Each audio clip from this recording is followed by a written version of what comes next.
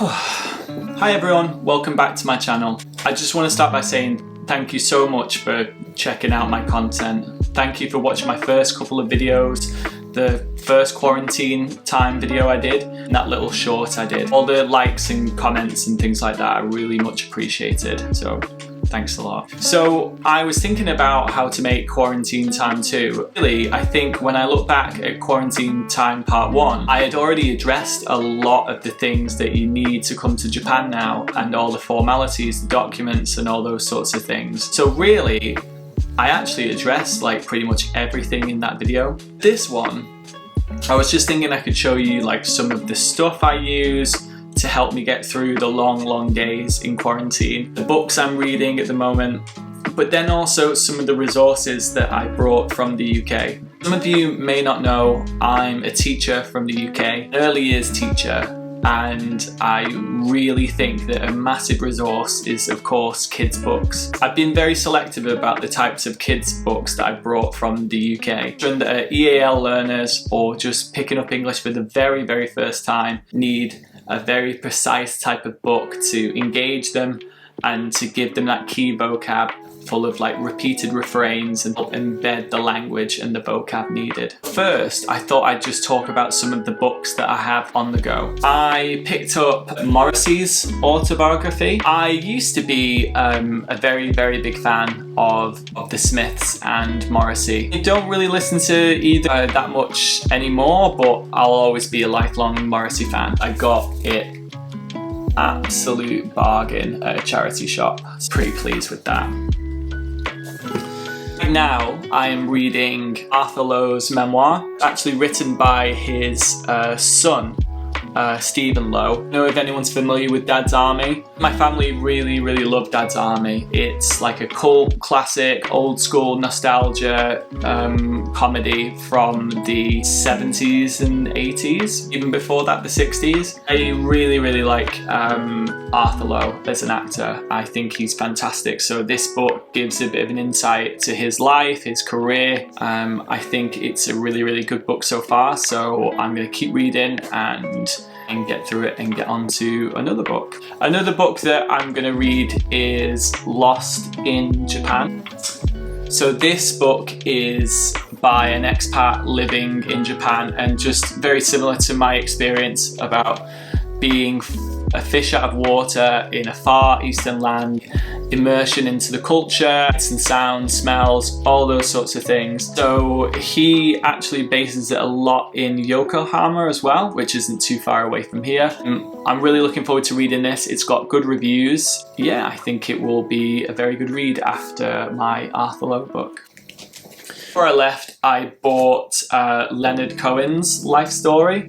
I'm a very big Leonard Cohen fan. You can see this is very thick, obviously covers his life from birth up until his death, his career, his love life, music career. Quite a read to have and to keep dipping in and out of for quite a long time.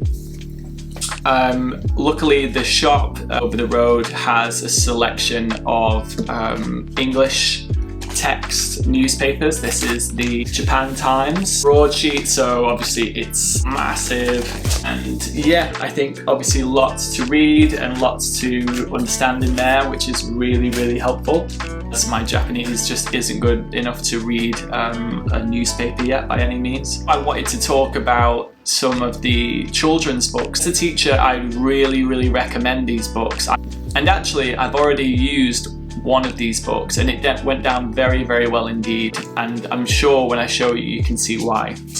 This first book is called Have You Seen the Elephant? It's pretty self-explanatory. It's an elephant hiding in a different place on every page, and if you were to ask children where the elephant is, you can start using those prepositional words and language. He's under, on top of, behind, all those sorts of like really good words to look up and know. So I really recommend this. This book is really good for children who are very small. It's just like a really good nursery sort of book. It's called Dear Zoo. I really like it because it is ultra simple, you know, very colourful. There's a good sitter in the class, maybe they could come, pull the flap down to see what animal has been sent. It's a lion. It always goes down really, really well with very, very small kids, I think, in my opinion. Next is The Cave. Now this book, again, not that many words to it, and I think that plays in its favour because it's very, very simple. It's full of detail. The pictures, the colours are very, very interesting, very, very engaging, and I think kids really, really like this if they're picking up English for the first time. Like the wolf, the cave, come out, sorts of like really good phrases to develop. It's an absolute classic, which I think a lot of you will know. This is We're Going on a Bear Hunt. You teachers out there, of course, will know and be already familiar with this book. It is just an absolute timeless classic. A lot of repeated refrains in here. Bear hunt, we're gonna catch a big one. So it's just really, really good to get everyone joining in. There's those actions in parts of the story. The grass, swishy swashy, swishy swashy. The end where they are running down the stairs and it's all a bit frantic, locking the door, back upstairs. Just a really, really good book to get everyone engaged, get everyone participating.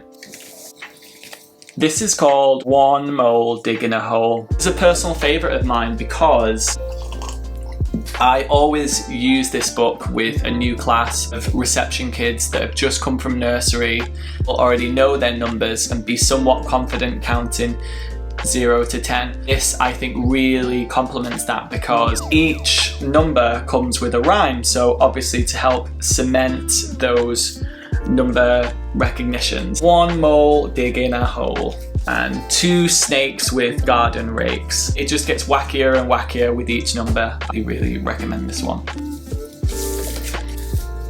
This one is called Silly Suzy Goose. This book is all about sticking out and feeling a bit awkward and not being accepted, not fitting in and wanting to ultimately fit in, but just not knowing your place. I think it can be really, really good for children maybe that are new, just really getting them to understand that they're part of the class, adapted, even though they're different and they're good at different things and not so good at other things. It doesn't matter because we're all part of the same class.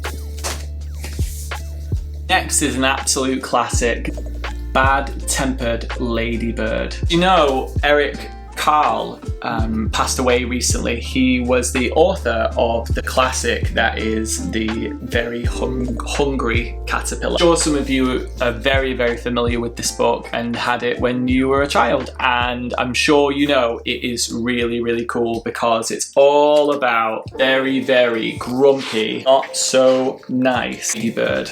Talks a lot of trash, mean to other ladybirds, eventually finds out that you talk the talk, you're gonna meet someone that's bigger and meaner than you and you'll be sorry. Ultimately, it's nice to be nice. The last book that I wanted to show you is a favourite of mine. It's just so cool. The 100-Decker Bus. It's a very, very simple story. It just gets crazier and crazier with every turn of the page. Lots going on, lots of things to discuss with the children. A bus driver that just gets tired of going the same old way and wants to go off on an adventure with everyone. Have a party on a big bus. It is a 100-decker bus, so it gets bigger and bigger. So I'm not sure if I can even fit all of that in, but it does get to 100 deckers. The kids go absolutely wild when they see it. It always works really, really well as a go-to book and everyone can join in with. Really, really simple. Everything else is pretty general. I've got my laptop, I've got my speaker that I use, JBL one. Really, really cool for listening to music podcasts. Hooks up with your Bluetooth really easily. Anyone that's going through lockdown or any quarantine, I recommend getting a really good French press. My girlfriend was kind enough to buy this for me. It's a Bodum one.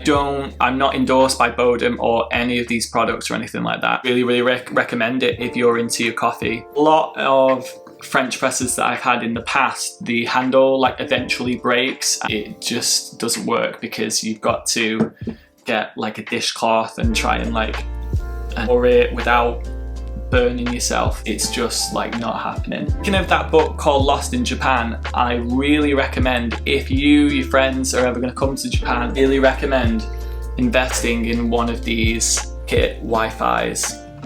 Really simple to use. They've got the username and password on the front, and they can hook up to like 4 or 5 devices at once. When you're out and about and you're posting on social media, checking on Google Maps to see where you are and things like that. Thanks, sweetheart. My girlfriend helped me get one of these. Really recommend it.